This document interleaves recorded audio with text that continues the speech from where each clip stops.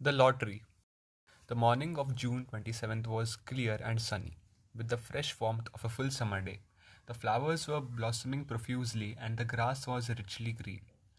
The people of the village began to gather in the square, between the post office and the bank, around 10 o'clock. In some towns, there were so many people that the lottery took 2 days and had to be started on June 26th. But in this village, where there were only about 300 people, the whole lottery took only about 2 hours, so it could begin at 10 o'clock in the morning and still be through in time to allow the villagers to get home for noon dinner. The children assembled first, of course. School was recently over for the summer, and the feeling of liberty sat uneasily on most of them. They tended to gather together quietly for a while before they broke into boisterous play, and their talk was still of the classroom and the teacher, of books and reprimands. Bobby Martin had already stuffed his pockets full of stones, and the other boys soon followed his example. Selecting the smoothest and roundest stones, Bobby and Harry Jones eventually made a great pile of stones in one corner of the square and guarded it against the raid of the other boys. The girls stood aside, talking amongst themselves, looking over their shoulders at the boys, and the very small children rolled in the dust or clung to the hands of their older brothers or sisters.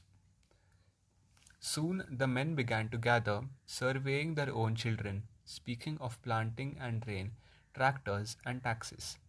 They stood together away from the pile of stones in the corner, and their jokes were quiet and they smiled rather than laughed. The women, wearing faded house dresses and sweaters, came shortly after their menfolk.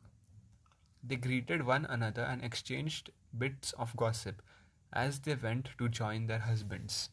Soon the women, standing by their husbands, began to call to their children, and the children came reluctantly, having to be called 4 or 5 times. The lottery was conducted, as were the square dances, the teenage club, the Halloween program, by Mr. Summers, who had time and energy to devote to civic activities. He was a round faced, jovial man, and he ran the coal business. When he arrived in the square, carrying the black wooden box, there was a murmur of conversation among the villagers, and he waved and called.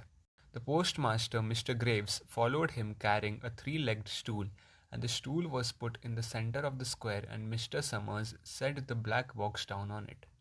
The villagers kept their distance, leaving a space between themselves and the stool, and when Mr. Summers said, "Some of you fellows want to give me a hand," there was a hesitation before two men came forward to hold the box steady on the stool, while Mr. Summers stirred up the papers inside it. The original paraphernalia for the lottery had been lost long ago, and the black box now resting on the stool had been put into use even before Old Man Warner, the oldest man in town, was born.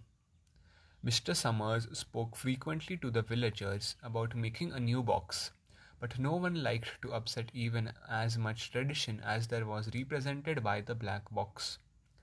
There was a story that the present box had been made with some pieces of the box that had preceded it, the one that had been constructed when the first people settled down to make a village here.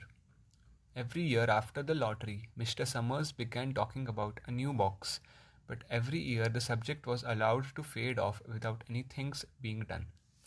The black box grew shabbier each year. By now it was no longer completely black, but splintered badly along one side to show the original wood color, and in some places faded or stained.